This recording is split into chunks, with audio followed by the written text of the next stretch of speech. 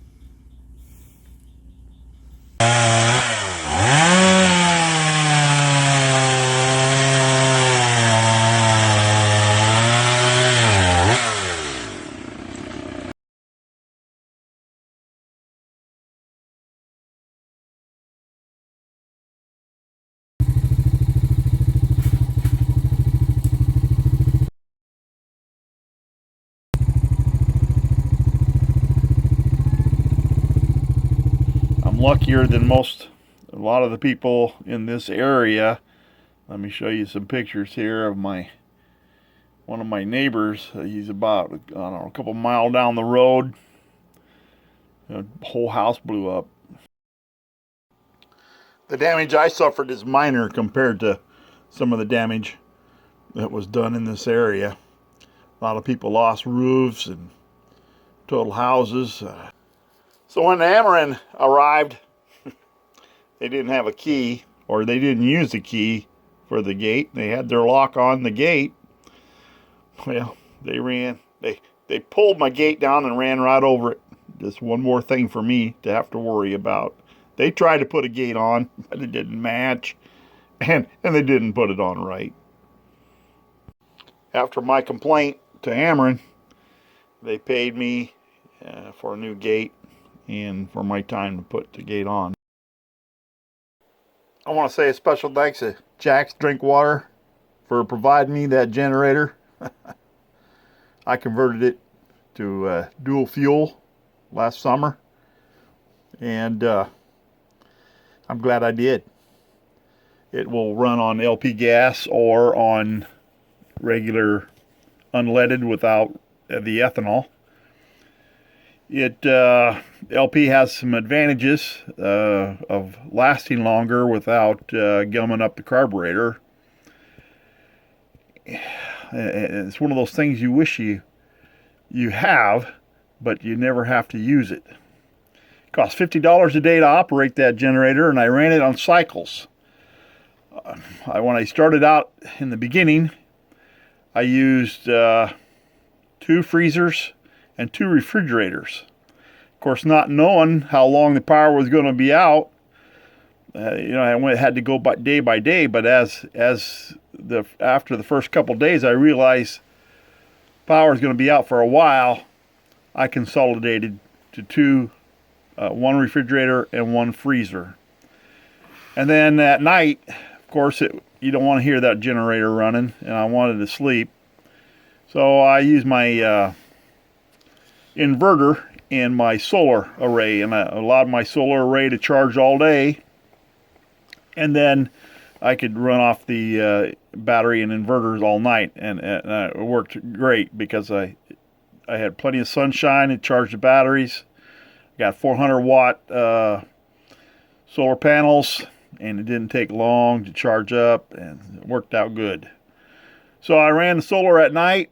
I ran the generator during the day, and it can be monotonous listening to a generator run, let me tell you. Somebody's going to ask the question, how much LP did you burn a day?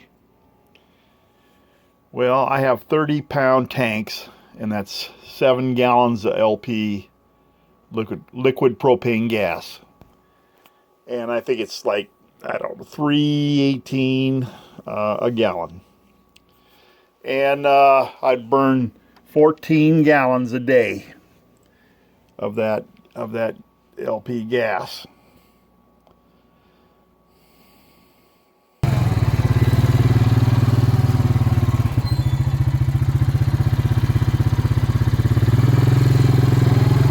I know some of your safety Sallies out there are going to be worried about me driving underneath those Widowmakers. Can't be for sure, but I've taken my tractor back there and I've tried to pull those down and they didn't come down. Not to say that they won't, but do as I say, not as I do. Don't try it. Listen. I'm working on it as fast as I can, but I got so many of them and I'm only one person.